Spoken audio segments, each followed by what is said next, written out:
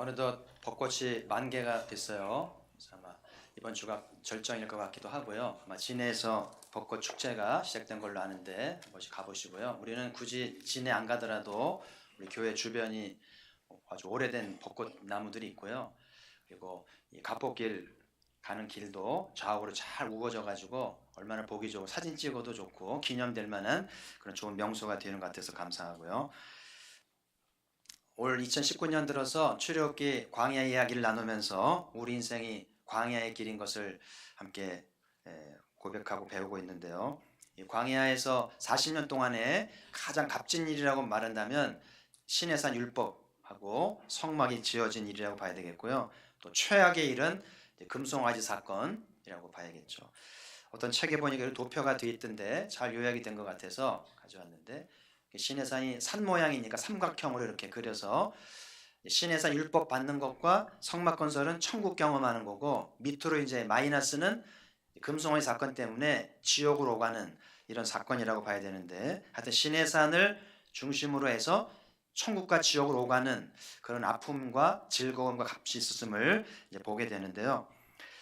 이제 이 금송아지 사건을 지난 날에 오늘 나누게 되는데, 하나님의 계획도 이스라엘이 제사장 나라가 되기 위해서는 오늘의 사건을 잘 매듭을 져야만 되잖아요. 그래서 오늘 모세를 통해서 이 사건을 매듭 짓게 하는 걸 나누고자 하는데, 지난주에 나눈 대로 모세가 시내산에 올라가 40일 동안 율법을 받고 하나님의 계획을 듣는 동안에 우상을 만들어서 광란의 종교의식을 이루게 됐잖아요. 19절에 보면 진에 가까이 이르러 그 송아지와 춤추는 것들을 보고 크게 노하여 손에서 그 판들을 산 아래로 던져 깨뜨리니라. 그러니까 모세가 그 우상 숭배 현장을 보고 흥분을 해가지고 그 귀한 말씀을 산 아래로 집어 던진 거예요. 그래서 이게 망가진 거예요. 좀 충격적인 일이 됐죠. 그러니까 모세 입장에서 보면 왜 모세가 이런 충격적인 행동을 했는가, 두 가지로 좀 이해할 수 있겠는데, 한 가지는 하나님이 제일 싫어하는 일을 했기 때문에 모세가 이제 화를 냈다고 봐야 되겠고요. 하나님이 우상 숭배를 제일 싫어하는지를 모세가 봤거든요. 계명에 보면 1계명, 2계명이 우상을 섬기지 말라고 되어 있고 어떤 것도 만들지 말라고 되어 있는데, 그걸 어겨버린 상징장을 보니까 이게 무슨 소용이 있습니까? 말씀이 아무리 좋고 귀해도 말씀대로 하지 않을 거면 소용없다는 거예요. 그리고 이 사람들은 말씀 받을 자격이 없다. 그래서 던진 거라고 생각이 들 수 있어요. 또 한 가지는 그 주변에 이제 가나안 백성 민족들의 시선 때문에 그런 건데, 가나안 사람이 이 사건을 어떻게 봤을까요? 오늘 본문에 나오잖아요. 25절에 보면 모세가 본즉 백성이 방자하니 이는 아론이 그들을 방자하게 하여 원수에게 조롱거리가 되게 하였습니다. 오늘 이 금송아지 섬긴 일을 방자하다 얘기하면서 이 방자한 것 때문에 원수들, 가나안 족속들에게 조롱거리가 된 걸 생각하니까 참을 수 없는 그런 일이 됐기 때문에 모세가 돌판을 던졌다는 거죠.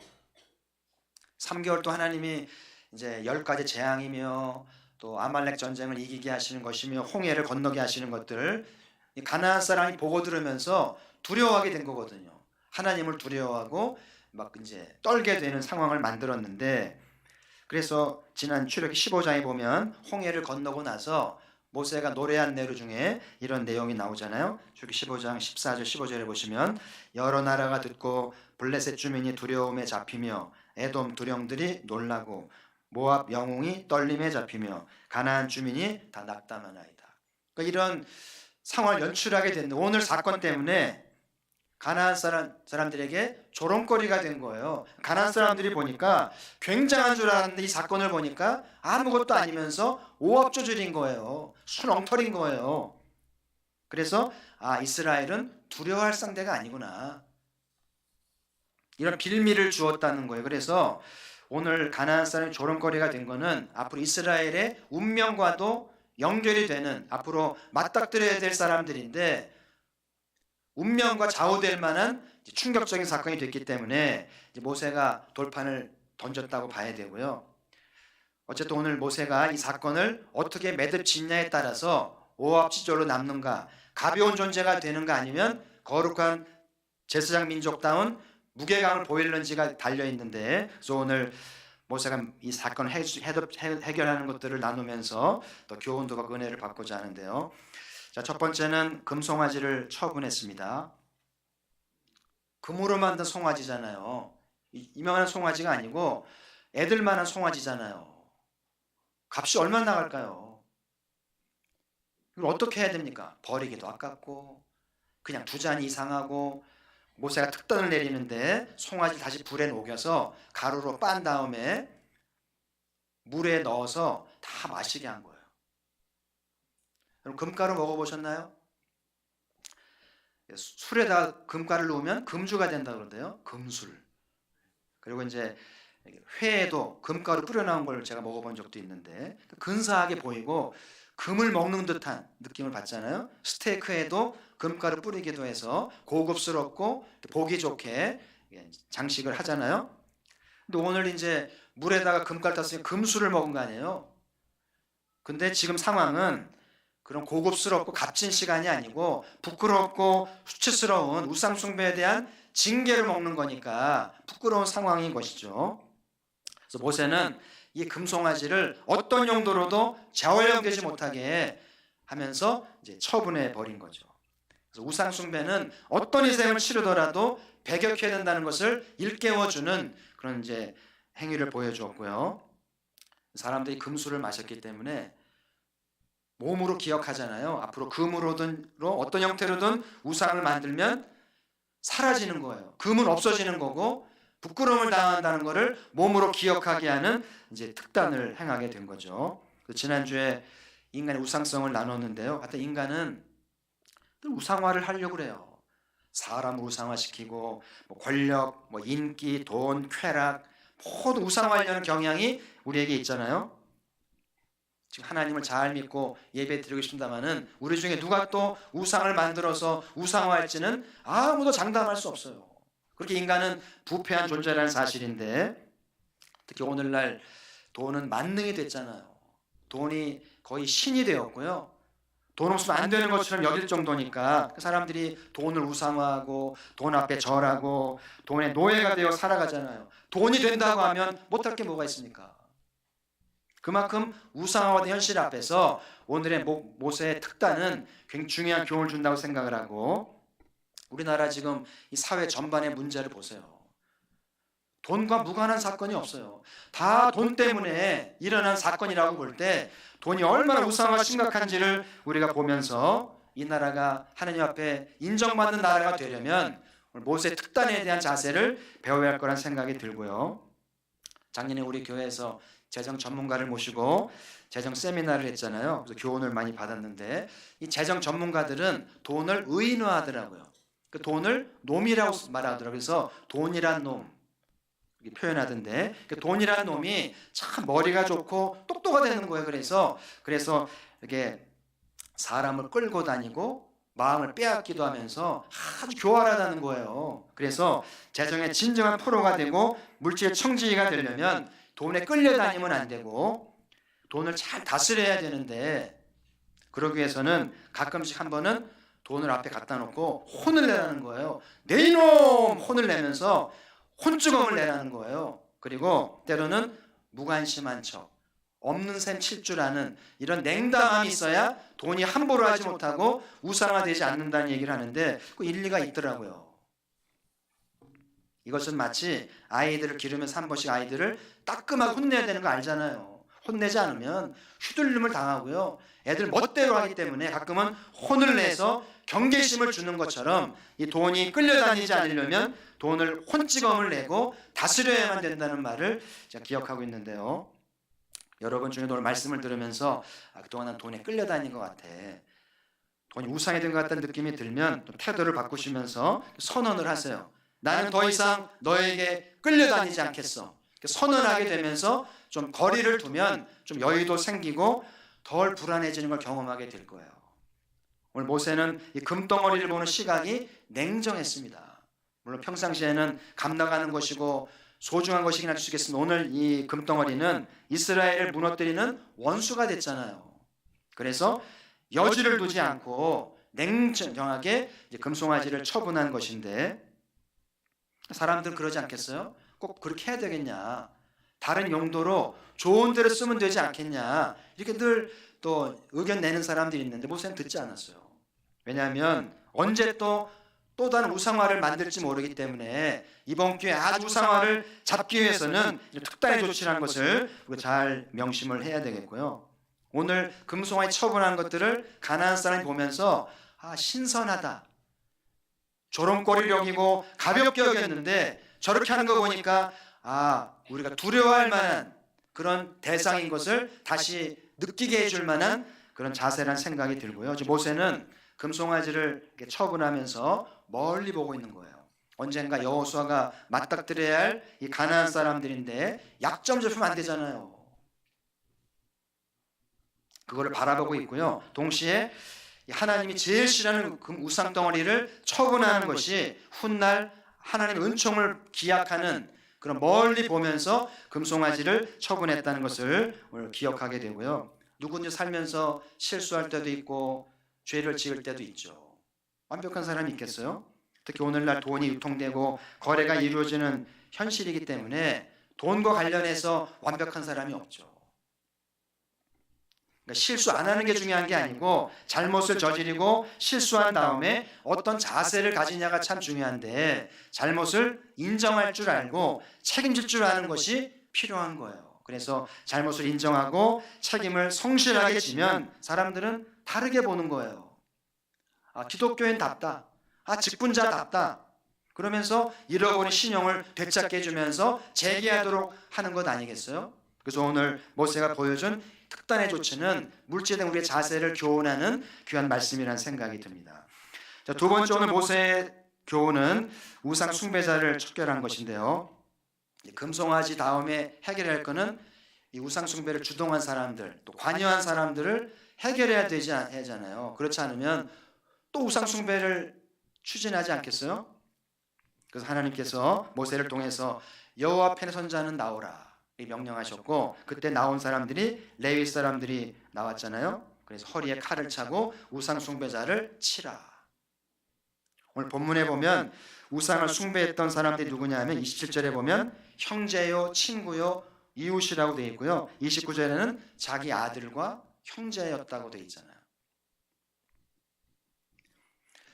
여러분, 우상 숭배가 잘못됐고 하나님의 명령이지만 어떻게 자식을 잡습니까? 어떻게 자식의 몸에 칼을 댑니까?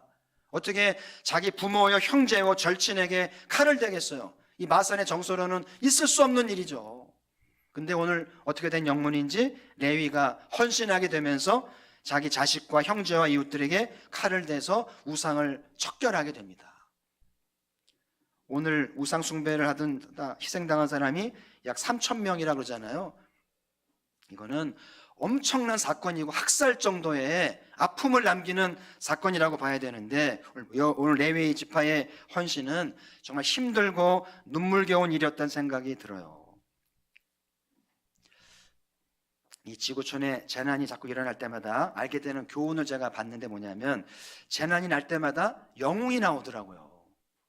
재난이 나면 그 재난 현장으로 뛰어가는 사람들이 보름씩, 한 달씩 직장문 닫고 헌신한 사람이 나오면서 구조활동을 하고 난민을 치료하고 의식주를 돌보면서요 활동을 하는데요, 열방을 감동하더라고요.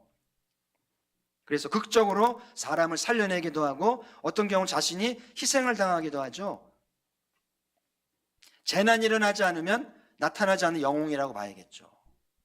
그래서 하나님이 이 땅에 좋은 재난을 주신 데에는 하나님 깊은 의도가 있는 것 같아요. 영웅을 찾으시려는, 이 땅에 희망을 보시려는. 그래서 고난 중에 사람들은 영웅들을 보면서 위로를 받고 희망을 보는 거예요. 오늘 이 아픔의 사건 속에서 레위라고 하는 믿음의 영웅을 우리는 이제 발견하게 되었고요. 레위들이 오늘 자식을 잃고 친구를 잃었지만 이들이 하나님 앞에 믿음의 영웅으로 인정하게 됐다고 하는 사실이죠. 29절에 보시면 우리 같이 한번 읽어보죠. 시작. 모세가 이르되 각 사람이 자기의 아들과 자기 형제를 쳤으니 오늘 여호와께 헌신하게 되었느니라. 그가 오늘 너희에게 복을 내리시리라. 그래서 하나님이 레위를 가상히 여기셔서 당신을 위해서 자식과 형제를 친 레위를 위해서 그 신앙을 인정하고 복을 주었다고 말씀하니까 복을 받아야 마땅하죠. 그 값을 지불했는데요. 그래서 12지파 가운데 레위 지파가 제사장을 맡고 말씀을 맡고 성막을 맡아서 섬기는 영광과 긍지를 얻게 된 것은 우연이 아닌 것을 오늘 배우게 되고요. 그 사람 레위 사람 볼 때마다 여호와 앞에 선 사람들이었지. 그 기억하게 되는 거예요. 왜 기독교 신앙이 소중한가? 기독교 신앙은 고난 중에 빛을 주거든요. 그래서 고난이 헛되지 않게 해주기도 하고 위기를 기회로 만들기도 하는 것이 기독교 신앙입니다. 레위처럼 우리 가포교회 중에 누가 여호와 앞에 서서 칼을 들 것인가 생각해 보시길 바라고요. 나는 여호와를 위해 칼을 뽑을 수 있을까?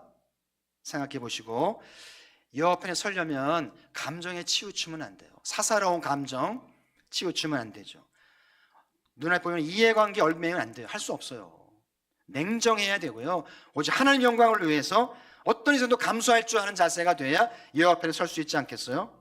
오늘날로 말하면 특검 검사가 된다든지 과거 진상규명위원회 위원이 될 때는 여호와 앞에 서는 것처럼 냉정해야 되고 사사로운 감정 치우치면 안 돼요. 그러면 나라가 바로 설 수 없죠. 검사가 됐고 위원이 됐으면 친구일지라도 가족일지라도 냉정해야 돼요. 아멘. 봐주라. 우리가 남이가 이러면서 이렇게 불러대면 나라는 바로 설 수 없고요. 하나님의 진노를 피할 수 없는 것이죠. 우리의 신앙이 성장하려면 레위처럼 의지를 가져야 돼요. 사람에게는 지식도 있고 감정도 의지가 있는데 신앙이 성장하려면 의지가 움직여야 돼요.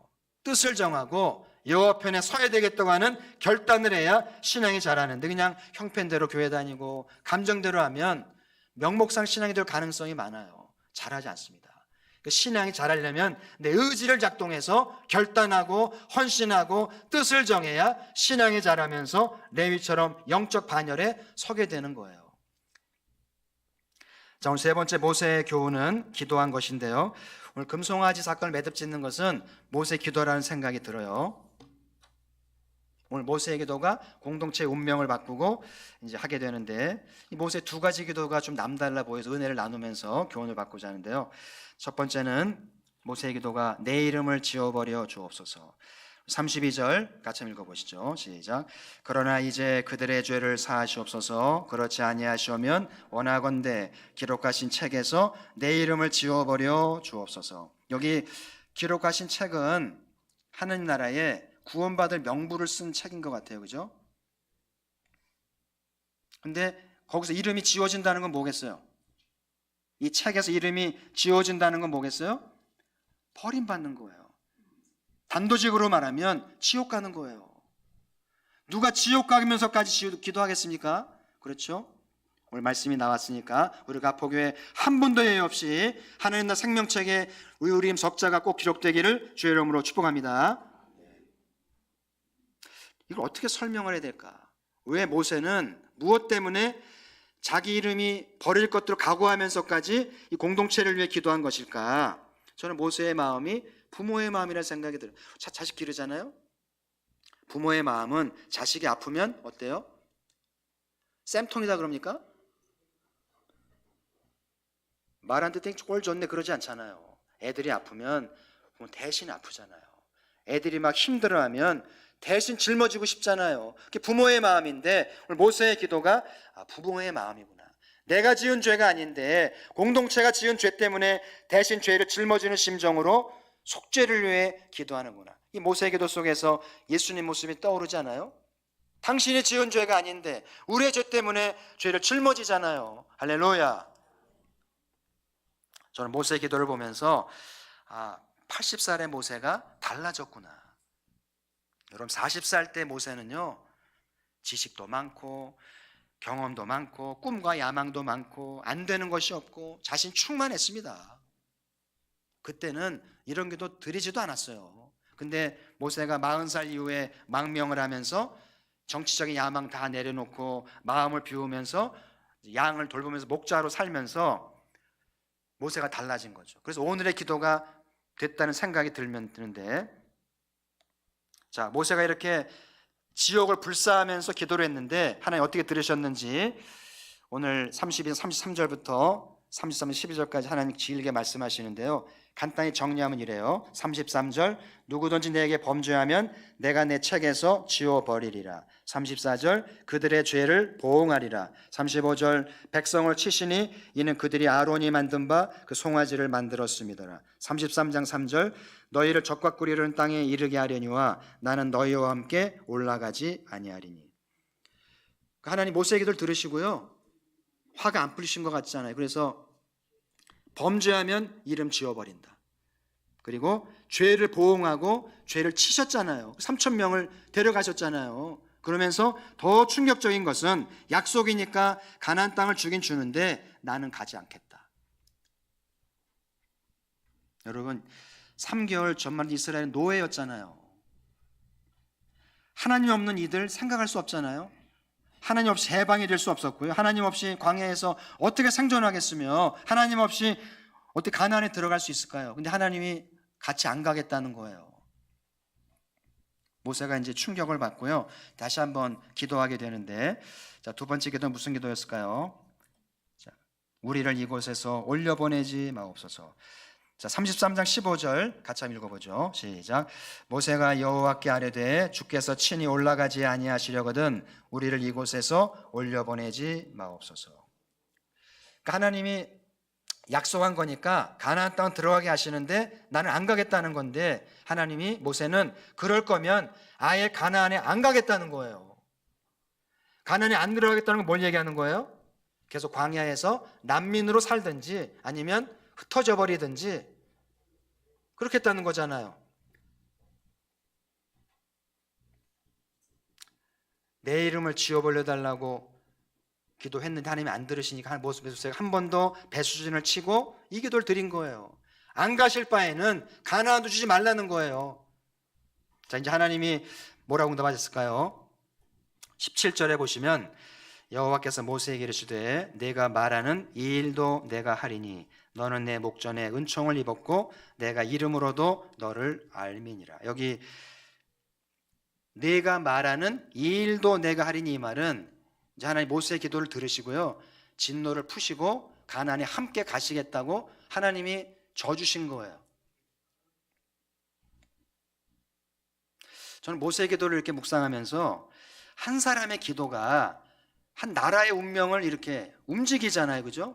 하나님이 한 나라의 운명을 바꾸시기도 한다는 것을 느끼게 되는데 놀랍잖아요. 기도에 대한 정의가 참 많은데요, 제가 좋아하는 정의 중에 하나가 리차드 포스터의 정의인데 좀 마음에 명심해 두면 좋을 것 같아요. 기도는 무엇인가? 기도는 변화하는 것이다. 한번 따라 하실까요? 기도는 변화하는 것이다. 여러분, 기도하면 개인이든 집안이든 국가든 바꿀 수 있어요. 왜냐하면 하나님이 창조하셨고 모든 걸 주관하시고 뜻대로 하신다면 그 하나님께 제대로만 기도하면 하나님이 죽을 운명도 살리시고 망할 나라도 살리시지 않겠어요? 할렐루야. 그래서 기도는 변화되는 것이다. 팔자를 바꾸고요, 운명을 바꾸고 새롭게 할 수 있는 것이 기도라는 것을 오늘 모세를 통해 배우게 되는데, 오늘 본문에 보면 너를 알미니라, 하나님이 모세에게 내가 너를 알지. 우리 얼마큼 하나님께 기도하면 하나님 우리를 알아주실까요? 모세가 40년 광야에서 이제 무명으로 살면서 마음을 비우고 혈기도 비우고 그러면서 이제 평범한 노인네가 되면서 하나님을 찾잖아요. 그러면서 하나님이 모세를 40년 지켜보면서 알게 되는 거예요. 그리고 동시에 모세도 하나님을 찾고 하나님을 배우면서 하나님은 내 기도를 들으신다는 것을 알게 된 거죠. 그래서 오늘의 두 가지 기도가 나온 거예요. 놀라운 일이죠. 그래서 여러분, 오늘 모세 기도를 배우면서 좀 기도에 도전해 보시길 바라고요. 담임 목사 기도에 의존하지 마시고 배우자 기도하라고 말하지 말고 내가 한번 기도해 보자는 거예요. 변화되는 거라면, 변화를 원한다면 기도해 보자는 거죠. 그래서 다윗이 그러잖아요. 내가 새벽을 깨우리로다. 역사는 밤에 이루어진다면서요. 역사가 이룰 수만 있다면, 내 인생을 바꿀 수만 있다면 왜 새벽을 못 깨우겠습니까? 그렇잖아요. 기도나 해볼까? 그럴 때가 아니고요. 오늘 모세처럼 사활을 건 배수진을 치는 그런 기도를 해야 될 때인 줄 믿습니다. 오늘 모세가 광야 생활 최악의 사건, 지옥 상황을 매듭짓고 다시 행진하게 되면서 하나님과 동행하게 되는데요. 모세가 잘 매듭을 진 것 같아요. 참 놀라운 모세죠. 그래서 모세가 위기를 기회로 만들고 이스라엘의 저력을 가나안 사람들에게 결국 조롱거리 대상이 되거나 가볍지 않는 그런 존재가 되도록 잘 매듭을 한 것 같아서 우리에게 보여준 해법인 것 같아요. 우리도 본받고 이렇게 할 수 있다면 얼마나 좋을지 하는 생각이 들 정도로 잘 매듭을 지었는데요. 자, 정리하면 첫 번째는 금송아지를 처분한 것이죠. 물질로 지은 죄는 물질로 해결을 해야 돼요. 여러분 중에 굳이 금송아지 없어야 되는가라는 말 하지 마세요. 세상적인 논리입니다. 오늘 모세의 특단은 단호하게 금송아지는 처분하는 거예요. 물에 넣어서 마셔버리라는 거죠. 훗날을 도모한 것이죠. 그래서 우리 기독교에는 물질에 끌려다니면 안 돼요. 혼내세요. 혼주검을 내시고 좀 냉담하시고 없으면 말지. 그런 자세로 살아야 되고요. 돈은 돌고 돈다면서요. 이게 무슨 말이에요? 돌고 돈다는 게. 돈은 있다가도 없고 생겼다가도 없고 그런 거 하잖아요. 지금 없으세요? 언젠가 생깁니다. 지금 있으세요? 언젠가 없어져요. 돈은 도는 거예요. 그래서 하나님이 오늘 모세와 같이 정직한 자, 우상을 척결하면서 정직한 자를 형통케 할 줄 믿습니다. 물질의 복을 주시고 좋은 날 주실 거예요. 그때를 바라보면서 오늘 금송아지를 처분할 수 있는 자가 그 복을 받는다는 것이죠. 두 번째, 우상 숭배를 징계했는데요. 사람이 문제예요. 인정 봐주고 사정 봐주다가 인정 사정 때문에 아무것도 안 되는 현실이잖아요. 그래서 오늘 레위가 등장해서 인정 사정 인정 봐주지 않고 자기 자식과 형제를 쳤잖아요. 눈물겨운 헌신의 덕분에 공동체가 살고 이스라엘이 제사장 나라로 세워지게 된 거예요. 여러분, 연예인들은 공인인가요? 논쟁이 좀 많아요. 공인이란 말도 있고 아니라면 공인 그러면 나라에 부름받은 공짜 들어가는 공무원들을 얘기하기 쉬운데 저는 그런 생각하지는 않고요. 인기를 얻었잖아요. 사람들 인기도 얻고 돈도 벌고 그랬으면 공인은 아니지만 공인답게 책임을 지고 부끄럽지 않아야 되는데 오늘날 연예인들이 공인의식이 없잖아요. 자기 돈인가요? 자기 인기입니까? 사회 문제가 돼버렸어요. 오늘날 교회도 공적인 공동체가 돼야 돼요. 사도행전에 외웠잖아요. 공교회를 믿사오며.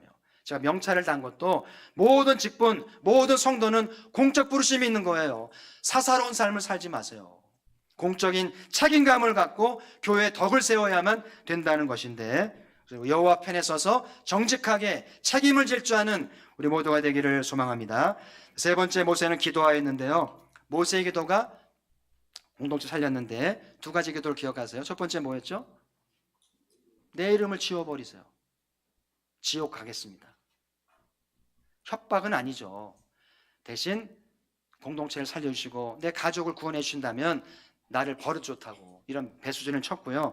두 번째 기도는 하나님이 함께하지 않으면 가나안 가지 않겠다. 아무리 복 받으면 뭐합니까?